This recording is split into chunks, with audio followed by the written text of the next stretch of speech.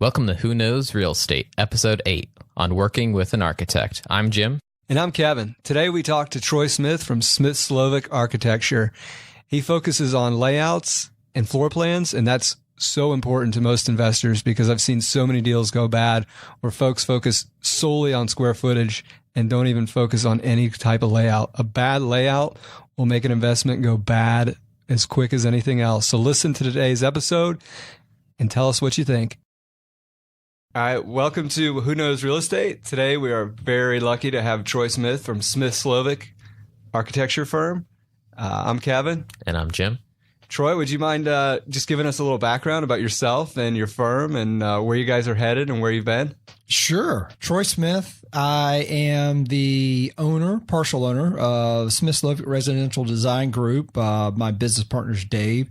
Dave and I have worked together for somewhere around 16 years and formed Smith Slovic about 5 years ago with the sole focus of working on high-end residential, a little bit of the light residential renovations, things in that nature. So that's kind of what we do.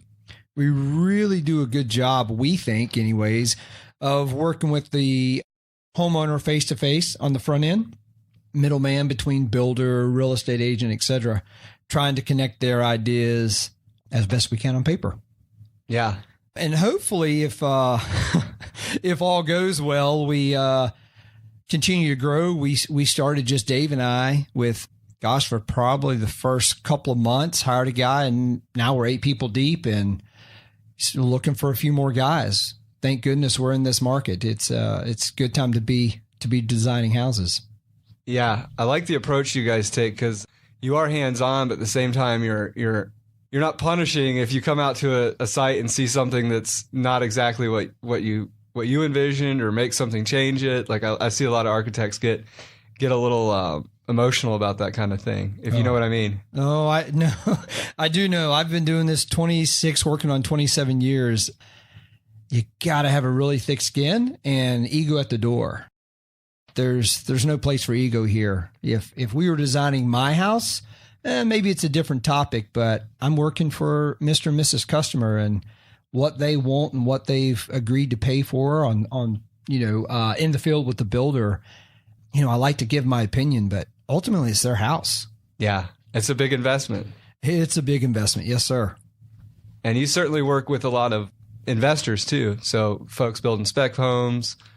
What's your experience been in that? We're very, very blessed. We do a little bit of everything on the residential side.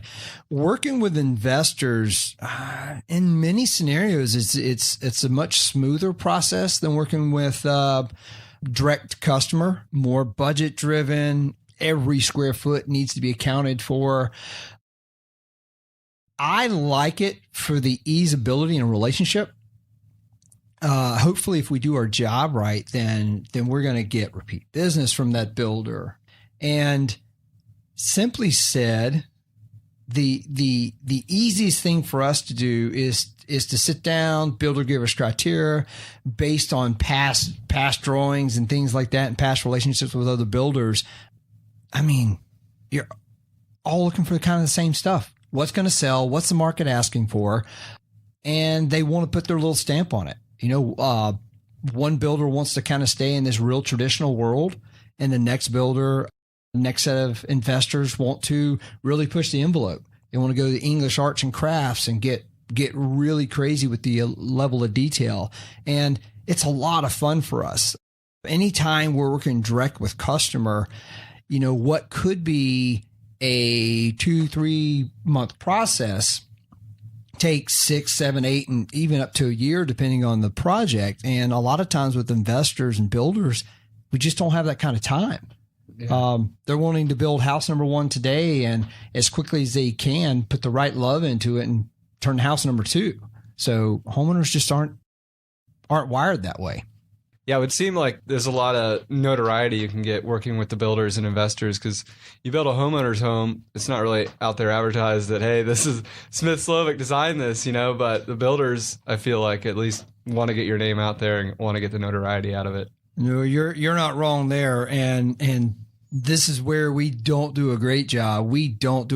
Honestly, we don't do any marketing, a little bit of yard sign, things like that. And thank goodness we're teamed up with the right builders who are asking us up front, hey, let me put let me put your sign out front, because marketing in this world, word of mouth is everything. And we're hopefully, if we do our job right, head down, do a really good job in a really good amount of time at a price point that makes sense for everyone, we seem to be forging really good relationships. Where do you see the design aspect going as far as the builders? Is there a certain style that you see a lot of builders chasing right now? So, thanks, Kevin. Big old question. It really is. Every single builder's different. Every single builder and group of developers have their sweet spot. What's popular right now, again, is that European English arts and crafts, what we call in the architectural world transitional. If you do transitional well, and transitional means a whole lot of things depending on what picture you're looking at. Yeah, what does it mean for some of us dummies that are sitting around you right now? Simply put, you're taking two or more styles, simplifying them, blending them into one with kind of a little bit of modern elements, right? Okay. Hence transition, right? We're taking English and call it Tudor, which happens to kind of be in the same world, but take those two, strip it down a little bit, merge them together. Welcome to transitional. And everyone seems to be doing a little bit of modern. So now if we take that craftsman house and modernize it just enough. Yeah. Modern windows, floor to ceiling, larger grids, thin mutton bars, things of that nature. Now you've taken a craftsman and a modern, and now you're transitional. You could call it modern craftsman. Transitional just seems to be the broad statement everyone's using. Us in the architectural world, we always smile because everyone asks for transitional. And our first comment, if we've done our job right or if we've listened properly, is, all right, what's your version of transitional? Because it's so broad. It's completely broad. So anyways, and then shoot pictures, right? Show me what you're talking about. Yeah. To date, I've yet to be able to design a home for anyone without the homeowner. Yeah. Just doesn't work. So pictures are so valuable in our world. What kind of challenge is it working in the in-town environment where you've got a limited, lot width? I feel like, this is just me, I'm not an architect, obviously, but if I'm going to try and get some of these designs, I've just got such a small width that I have to work with to make all these details come out, versus if I'm building a house out in the country where I've got, thousands of feet to work with. Is that a bigger challenge? I'm working on a 200-acre farmhouse right now. Challenge is the right word when we talk about infield, but just as challenging out there on 100 acres. So when we're talking these post-it stamp lots, our bigger challenge is county requirements. Okay. There's pretty much a house for every lot. There's a bunch of variables, but when county gets involved, there's zoning, there's floodplains, there's drainage easements, there's utility easements, et cetera, et cetera, et cetera. So the misconception is developer, builder, homeowner brings call it 60-foot wide lot by 160 deep lot to the table. And they say, great, I've got somewhere around a 40, 45 wide footprint by 80 footprint to build a house. That sounds great on the surface, but as soon as we start digging into it, it's, well, you've got a 15-foot easement on the side, and I'd love a side load garage, et cetera, et cetera. Right. Next thing you know, we've got 25 feet we're working with, and now the homeowner's mad at us. Due diligence window's running up, and everyone's against the wall. And reality is, well, the house you thought you want, or the dream home you wanted for your family, now is more of a single family first time buyer home. Right. So I think as long as we can do a good job on the front end, the challenges are going to arrive. Every single house, every lot, there's challenges, be it topography, drainage, et cetera, et cetera. There's tons of challenges. I think the best thing we can all do is come to the table with as much information as we can. And if we can do that, there's a house for that lot. Yeah. It may be more of an investment house than it will be a dream home, but info's king in this design world for sure. Yeah, I don't think you could. I didn't expect to talk about that, but that's of key importance right there, is having a good survey that shows all of your buildable areas and what you absolutely cannot, build on or pay attention to. That's a great point, because bringing that information in really helps everybody know what's realistic and what's not realistic. On that too, before next question, with survey, with topography, tree topography, et cetera, we're telling everyone we see now, come to the table with a reputable survey. Make sure that surveyor's pulling the right information, not just old deeds. There's a lot of behind the scenes that need to be done, and homeowner inevitably needs to know that they're going to take full responsibility, and that's something we try to outline on the front side. Get a survey, get trees, get topography, make sure old deeds are pulled. Some of these restrictions in some of these old Foxcroft neighborhoods, et cetera, what it reads on paper isn't reality. So absolutely. Yeah, I've got a good friend of mine that's a builder, and he built a house, a spec home, and built it over a water main apparently, and nobody picked it up. Nobody picked it up on the survey. Nobody picked it up in the county when he pulled his permits. It only happened once it was completely finished, and they started, bringing the meters out. One guy in particular was like, "Hey, look, I think there's a water meter around here." So now he's, in a fight with the title insurance on, he's going to have to tear it down. So those are not fun conversations. We I promise you, at Smith Slovic, we are human. We make mistakes too. And I can tell you, when you design a home and you spent 2-3 months, depending on the home, and you have to come back to the homeowner and say, guess what? And this is on the front end. I can only imagine once the sticks and bricks are built, how that feels. But it's not a pleasant day to be able to say, guess what? We're 20 feet too big, and we got to cut all that time and energy we just spent. Back to the drawing board. Those are not fun conversations. But honestly, communication in this world, everything we do, right? If we communicate clearly, hey, here's what we're responsible for. Let's make the right phone calls. Some of this stuff costs money, but it's pennies compared to your friend having to tear a house down. Yeah. It's a lot of time invested in that thing. Money, obviously. Yes. No, thank you. I don't want to do that. What advice do you have for investors who are considering building a couple spec homes for the first time? So don't get complex. There's a few ways to do living space in a home. Do them. Don't try to reinvent the wheel. Everyone wants, from an investment standpoint, everyone wants open concept, kitchen, great room, open outdoor space, right? Don't be crazy. Master down, master up. It's a 50-50 shot. We see so many customers. Just go with your gut on the master down, master up. From an investment standpoint, I would tell every investor, let's try to find a way to have a flex room, some sort of in-law suite that's down. I think it's important. Too many of the buyers are asking for it.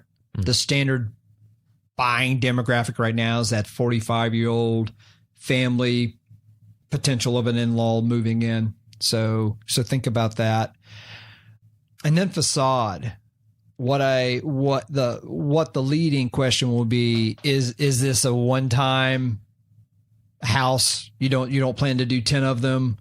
What does that look like? And if the proposal is, well, if investment goes well, I want to do 100 of them at some point down the road, then I talk to them. Okay, let's talk a little bit about what your brand's going to be. When we were talking style earlier, it's let's kind of define who you are. Be flexible, right? But if you want to go English arts and crafts, and I'll say that just because it's hot, if you want to go down that route, let's do it right. And let's so when people see it, they know that you did this and the quality's there.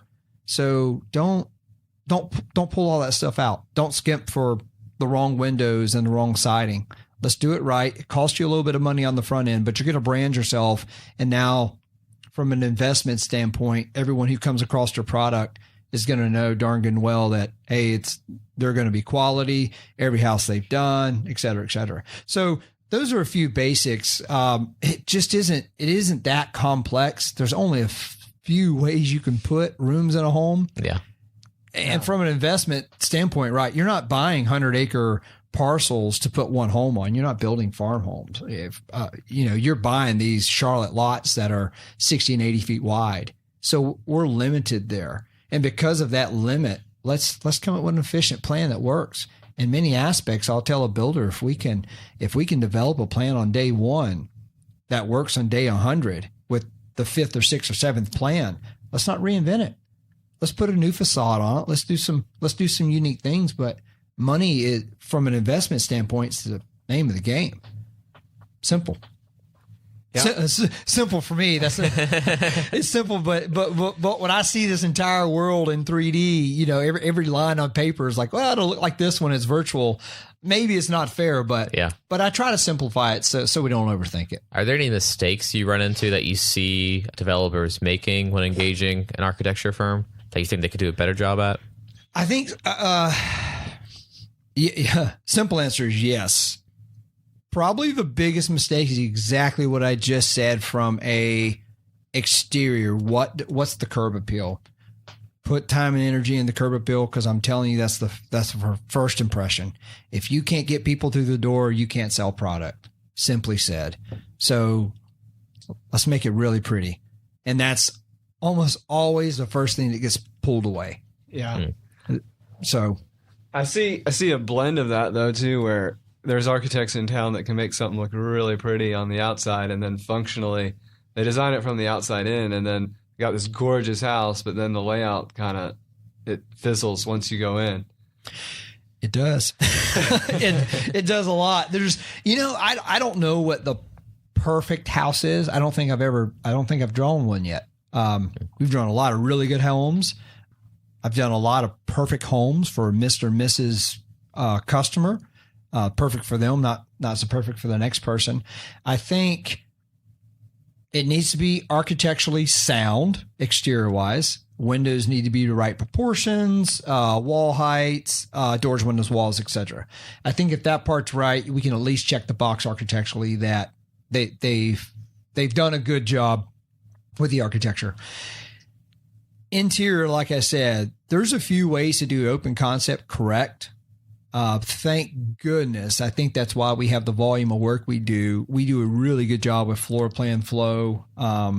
Every single time an investor, builder, or customer walks our home, they can tell that Smith Slovic did it. And we put a lot of time and energy into floor plan flow. Yes, I make it sound easy, but I've been doing a long time to make it sound easy in this few minute conversation. It just doesn't have to be complicated to be a good floor plan. And probably when we see the really pretty facade and a bad floor plan is, I just think that architect or that group of developers or homeowner is just trying to overcomplicate what doesn't need to be. Right. Yeah. Keep it simple. Keep it simple. Yeah. What about I know you've worked in the renovation world too in some of your history. You try and apply those same characteristics to a remodel?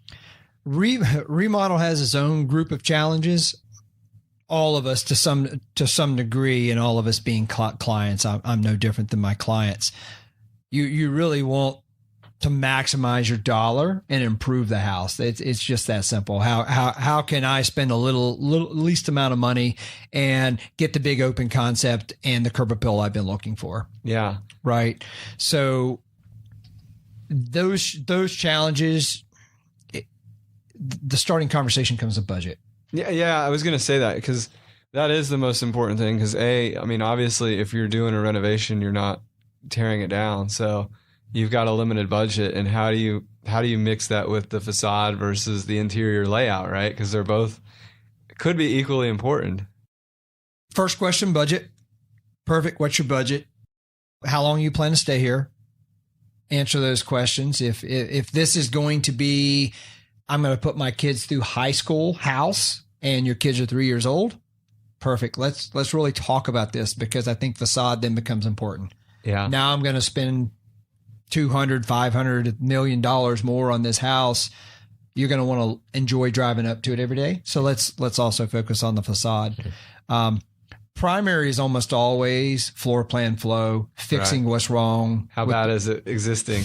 That's right. And there's a lot of variables. We try our best based on statistical data to tell homeowners, if you've got a $200,000 budget and you're living in a 3,000 square foot ranch, yet you want to pull the roof off and add a second floor, we want to have a real conversation day one. You need more money, or you need to buy a new house, because this house won't be that. At some point you're going to hit tear down status, and we just don't want to be the bad guys on the back end. I'm a huge fan of transparency. And again, I'm not always right, but I work with enough customers, enough builders, enough developers. I see the dollars on those contracts come build time, and they're not $200,000 for ripping the roof off and adding a second floor. So I think if we've outlined budget, how long they plan to be in the house, et cetera, I think we can do a better job with those designs. The hardest part is just when homeowners don't give us the information. Yeah. Sincerely. Or developers. Honestly, we probably do more renovations for developers than we do homeowners. Okay. Yep. And what's the information they're not passing along? What the real budget is? I don't know why. I don't know why they're not telling us. It's so hard for us to do our job without, hey, what really do you have to put into this? Because there's nothing worse than halfway through, we've got plans designed, drawn, permitted, builder starts building, and midway through we actually want to put a vault in this house, a safe vault. I'm like, well, that's a $50,000 vault. And, well, we're going to do it. we haven't designed for it, and there's no room for it. I'm obviously being a little facetious, but those are the challenges. Like, let's really talk about it on the front end. Let's actually slow down in design. Let's really talk about how this is going to be used, what you need, what you can spend, so that when you start building, you're not scrambling midway through and honestly costing yourself a lot more time and energy and money, and who knows who's mad at who. Some of those pointing fingers things don't really matter, but I often tell developers, I know you don't like my few week turnaround here, but I promise you'll have time to digest what you're asking for. I'll have time to put it on paper, and then we can actually talk about it versus start swinging a hammer day two. Almost always creates issues. So when does a developer remodeling houses need to engage, or when should they engage an architect versus like using a designer or just winging it? Yesterday. So sooner than later. I would tell you, we're really sincerely very fortunate with the builders we work with, developers we work with. Most of them contact us early in the stages to tell us, this lot's on our radar. We think we have first go at it. Do you see any challenges? The earlier, the better with lot identification. Helps us help them. And now we can plan appropriately too, because every single developer comes with a really hard timeline, understandably so. So the quicker we can get the information on the front end, the better. And typically how that should look is a simple phone call to myself or Dave. Hey guys, we've got a lot we're interested in. Perfect. Research. we'll research on our side. On the same, we'll say, hey guys, if it's really on your radar and you want this lot, make sure there's a current survey, find out what the restrictions are. Because we want to know when we finally meet in 2 weeks, 4 weeks, whatever closing is, and we're ready to go, we want to hit the ground running. Simply said. Yeah. Yeah, I've seen you, totally unrelated, but I've seen some of your talking about lots, I've seen developers come to you guys going after more multifamily, as in a duet or something of that nature. Is that obviously turning on because of the land pricing right now? Yeah. Yes. The multifamily market, I think, it's just inevitable. We're Charlotte. I know we're a newer city. I don't think we have a lot of choice. That's where it's going. From a development standpoint, there's good money in it. If you do a good design, good land planning on the front end, obviously there's other challenges when it comes to multifamily, but the basic design isn't much more complex. We're just thinner, things like that. But that's what you expect in multifamily. Probably the biggest hurdle is wanting more townhomes, condos, etc. on the parcel than really is allowable. Right. You still got to have parking, still got to have greenway, and it's really enjoyable on the front end on an acre parcel for someone to say, hey, I got 10 homes or 10 townhomes to fit on here. I'm like, well, we got a park and we have a few other variables we've got to work through. And I'm maybe a little too conservative, but I, if 10 fit, I'm always like, well, let's do 8 really nice ones. Yeah. Again, talking about brand, who do you want to be? If the money's right, there's a lot of variables. And gosh, I will tell you, there's been some really good education come from developers. I'll listen to them and actually had one play this trick. He put a $20 bill on the table and he goes, do you realize that I can lay these flat, all these $20 bills? And to me, that's what I see when I see the design. Like every square foot has a numerical value. Yeah. And I'm like, wow, it's really interesting because from my perspective, every numerical foot needs to flow properly. And it was interesting to see the challenge from the developer. He said, I don't care about flow.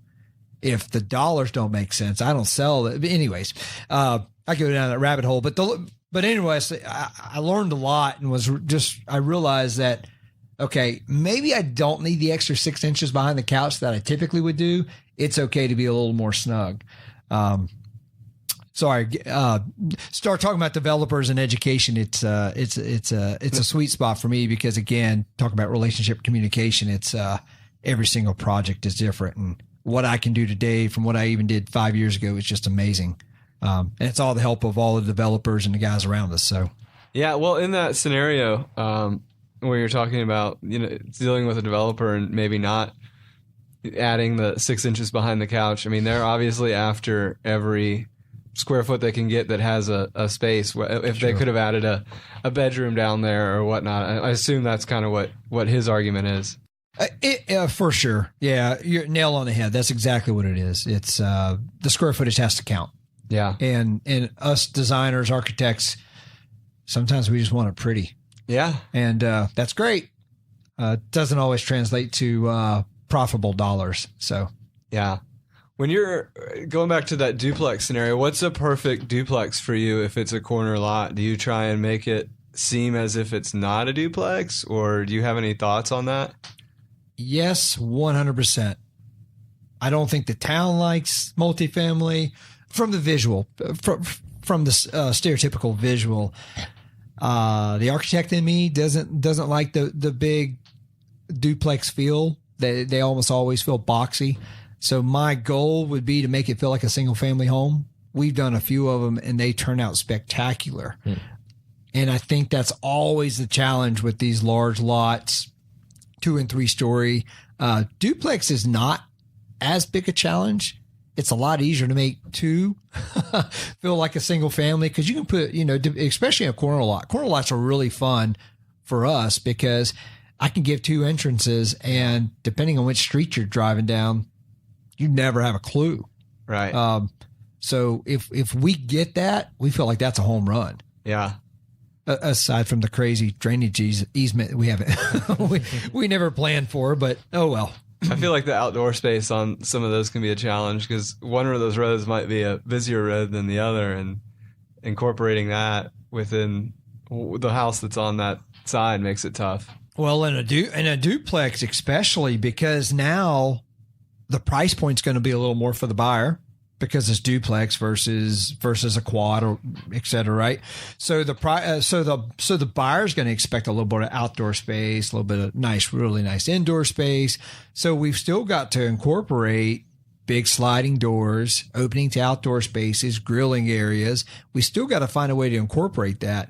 And you're exactly right. On a corner lot, that is a challenge for outdoor space. But if the lots, again, every lot's different, we do a pretty decent job getting good outdoor space. We may have to create privacy walls abutting one another with some nice landscaping. Maybe if there's water features, things like that.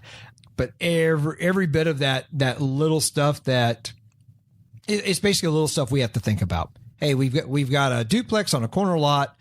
Both of them need outdoor spaces and both of them need front doors. Well, you've just eaten up every perimeter wall in this house. So for us to come to the table and say, hey, developer, I know you haven't thought of this, it cost you a little bit of money, but we can create really cool outdoor spaces by a little bit of landscaping, a little wall, little bit of water feature. And, I'd love to pretend we're reinventing the wheel here at Smith Slovic, but I mean, this stuff's done all over the world. Yeah. I mean, go to California. This is every product they do is this. The difference is Charlotte just hasn't been doing this type of multifamily that long. So we have to get off our butts and travel a little bit and see what else is going on across the world. Simply said. Well, that's just a great segment to ask you about where you get some of your inspiration from. Do you travel to get some ideas from other areas, cities? I sit in a black closet and do nothing. No, it's crazy. We love traveling. Thank God I got two boys. I think they probably get sick of my wife and I talking about design, architecture, business, but it's just our world. Fortunate enough that my wife works with me as well, and it's really great when we get to travel. Every restaurant I go to, every house I stay at, everything for me is learning. Boy, trust is, even in the commercial world, we don't do a lot of commercial whatsoever. But gosh, we're sitting in a dark room right now doing this podcast. Everything's black, and I've already looked. I'm like, I could do this room like that. For me, everything I touch, see, and smell is inspiration. The best places to go, gosh, are just every day around us. I know that sounds lame and not so fun for anyone to listen to, but I think when you have a creative mind like I do, it's around us. Yeah. I can be on a plane in the plane bathroom and I can do bathrooms smaller. No, nobody wants them. Nobody wants them, but not that small. Yeah, no, nobody wants it that small. It needs to be a little more functioning than that. But honestly, everywhere I go is inspiration. Go to Mexico, stay in a bathroom, and it's this big open concept bathroom with the tubs right behind the headboard, and you're with no walls separated. And you're like, all right, how do I incorporate that into a house? But it's that 1 in 100 customer that comes in and says, I don't want any walls in my house. Great, I have the concept for you. Yeah. So again, I'd love to reinvent all this stuff or be the original. Just not. We just eyes open. Yeah, I was just gonna say, listen. You've got your eyes open, taking it all in. Good memory. Yeah. So some would argue otherwise, but yeah, somehow when it comes to design, I remember, gosh, faces, names, not so good. So everyone forgive me, but, really good memory with design. I can see a window I saw in New Orleans with the shutter and the shutter dogs and the whole detail, and come back a week later or a year later and draw it to detail because I can't find the picture I took. So, so I have to remember it somehow or other. Are there any architecture design styles that you think are going to explode in the coming years? Oh, goodness. No pressure. Right now, not now. Past 3 years, what's really been hot is the white black windows. Yeah. Love it. I think it's pretty. It's really clean. I don't know if explode would be the word, but I'd say calm down a little bit. Yeah. We're already starting to see the surface of, can we do more of a cream and a brown? It's pretty. It's fresh. So I think color contrast are important. That would probably be my red flag explosion conversation was like, just because we see it and we love it, remember, we got to drive up to this every day for 10 years. Feel really good about it.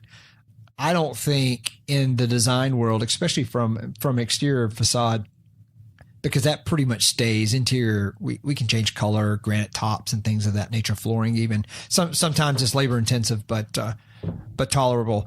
But when it comes to exterior, really research. Look at stuff that looks pretty to you. The white, the black windows, I personally like them myself. Yeah. I just don't know that I want to drive up to it every day. And we're starting to hear some of the same feedback. And again, talk about travel. You go to other parts of the world, go out west, they're somewhere around 10 years ahead of us in construction processes, the way they're doing things, even design styles, just the nature of where we live. And that stuff's, it's going away quick. So just gotta be aware of it. That's a good subject. Are there any cities in particular that you think are on the forefront of design that developers might want to look at? If we're talking multifamily, go anywhere west of Texas. Yeah. I think those are the guys and girls forging your path. I mean, from a multifamily standpoint. Single family is a little different because what they're doing out west is smaller footprints, things of that nature. Our lots just don't always require a house to be 30 feet wide. It's just not the demographic we live in. There's honestly there's some really good designers, really good builders local in the area. Drive around a little bit. There's a lot of good stuff single family wise that's very timeless architecture. There's a lot of stuff in Charlotte. There's a lot of stuff in Charlotte it's not, but you drive down any of the nice streets in Charlotte, there's 5 out of 100 homes that you can see that, wow, that's timeless, and that's going to 20 years from now that'll still be a pretty home. So there's a lot here from an investment standpoint, though. Multifamily, look out west. I'm telling you, everything we see out there is slowly coming here. What about a relationship with the architect? Like, do you ever work with, I mean, I'm assuming there's got to be a great relationship with your client. Is there ever times where you're like, well, we just can't work together? Wow, another pressure question. Yes, I'm sure it happens. We try to be chameleons. We try our best to accommodate every personality. We laugh often. It's a little bit of a counseling session, and sometimes we joke. You know, we play counselor on the weekends. If we've got that challenging personality, I think it's our job to first identify what's the challenge and set proper expectations. I'd love to do everybody's house, every single person out in Charlotte and around. It just is impossible. We've been fired. We've fired customers. Sometimes that happens, just to be completely candid. But I think if you can do it in tactful ways, we've been fired 3 times in my 26 years of doing business. It happens. I remember those almost more than I remember some of the other stuff. Sometimes personalities just don't for whatever reason. It could be they don't think we're meeting proper time expectations, which is why we try to improve every project, every customer, every investor. We try to be more clear with what's expected next. I don't think we'll ever be perfect for everybody. It's just impossible. As the customer, sometimes we get customers and I want to say, you've lost your mind. You just can't say that. You just can't say those things. I think they get it when we look at each other and we're having a cup of coffee and we look at each other and we realize, this probably isn't going to go anywhere. But honestly, be real. We tell the customer the same thing. Be real. Yeah. Be who you are. Yeah. Come in here, and if you've had a bad day, have a bad day. It's okay. There's nothing wrong with having a bad day. Let's work through it together. Yeah, just be transparent. Be transparent. Because I can tell you they're going to come in on a Monday when they don't really want to have a meeting on a Monday, and neither do you. And you sit to talk about the house, and all they're thinking about is, well, I've got a sick kid, and my dog just threw up in the floor, and my husband's out of town. So sometimes you got to slow down and say, okay, well, let's talk about that. Let's play counselor. Let's talk about that. Yeah. And they'll do the same for me. They can realize, But anyways, communication. I kind of lost train of thought. Forgive me, but personalities across the board. You just have to communicate clearly. We're all different, so Yeah, you're in a good spot on that. I feel like because you do have a partner and you guys don't really have the same personality. So I guess not at all. Yeah. Yep. So that's a nice mix. So folks can work with. Well, I like one better than the other, so they can still work with you, right? No. I promise you, not everybody's my personality for sure. I'm a big fan of life is too short. Let's have fun. Let's smile. Let's enjoy each other's company. Relationship. And my business partner is very much relationship too, but he's very black and white compared to me. I think there's a whole lot of gray in this world, and he's like, nope, it either is or it isn't. Honestly, and that's probably one of the biggest benefit our customers get is you get both sides. Yeah. If you, from a developer standpoint, need some information, Dave is your guy. The way I retain shutter dog details in New Orleans is the same way he depicts code. Blows my mind. I don't know if I'm glad I can't do it, but it's just not my world. And you're right. Customers get both in our world. They get to meet me on the front end through the design process, through the quote unquote fun part of, this house coming to life. And then they get to work with Dave on the backside, making sure the walls stand up, the windows fit in the walls properly. All this pretty stuff that we work through schematic design, and he actually gets to take it across the finish line and fully develop it and make sure code satisfied and things like that. So definitely two different personalities for sure. All right. And then I guess we're probably moving towards the end. So I want to see if there's anything else I can extract from you on material wise or site wise, just for investors that might want to know. Is there anything you're seeing where you can try and save cost and those things as far as new material out there? Or? So there's, from an investment standpoint, brick exterior is probably going to be, from what I'm seeing, the safest bet, period. Cost a few more dollars for the veneer, but overall it's your safest bet. You can paint it. You can find the right brick. You don't have to paint it. Could look old world, could look new. Brick is a very safe bet. Accents, go to a hardy board, something like that. That's probably going to be your most economical way to do an exterior on a house, and it hit the largest audience. Faux finishes, roofs, things like that. Typically, we won't get into a lot of faux finishes on the roof because now you're going to get into your slate lines and things like that. And from an investment standpoint, I'm just going to tell you, it just doesn't make a lot of financial sense. A large audience of homeowners don't know the difference. And if we're purely talking from an investment standpoint, money spent better, interior. Upgrade your granite a little bit, upgrade your cabinets a little bit, give them a really, really kick butt master bathroom. I think those are going to hit your selling points and the features a little better than some of the veneers you can do. You start getting into stones and some of these specialty finishes on the exterior. It's going to be a small audience that's interested in it. Yeah, that's a great point. There's you might like it, but you might not be taking into account that that's a very small audience that is going to pick up that detail.